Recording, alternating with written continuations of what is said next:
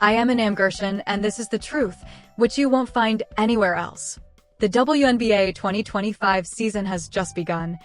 Did the Indiana Fever lose the game against the New York Liberty, or were they forced to lose? Did a last-minute no-call change history?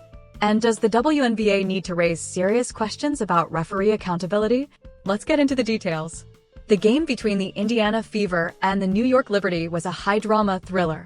The Fever made a strong comeback after trailing by 15 points, and Caitlin Clark led that comeback, scoring 3 consecutive three-pointers.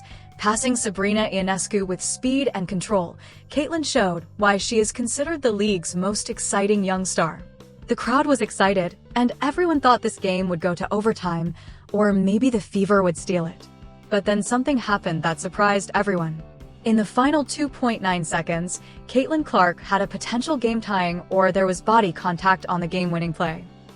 Replays clearly showed New York defender Natasha Cloud blocking Clark's movement, a play that would normally be called a foul. But the referee's whistle did not blow.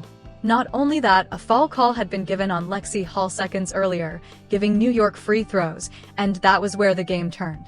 This wasn't just a missed call, it raises a lot of questions. In terms of game statistics, Liberty got 32 free throws in the entire game, while the Fever got relatively few.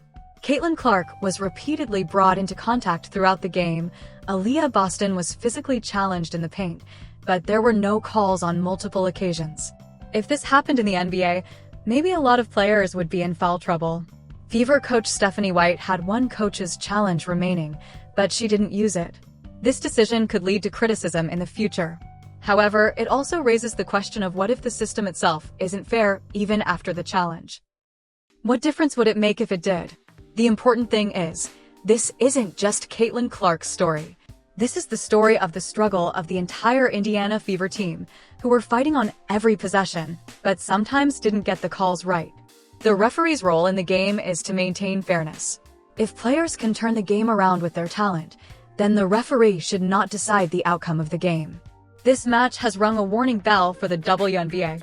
Questions are being raised about the quality of officiating, transparency, and accountability, and these questions need to be answered if the league wants to keep the trust of the fans. Caitlin Clark performed like a superstar, but when the calls seem one-sided, fans are also disappointed.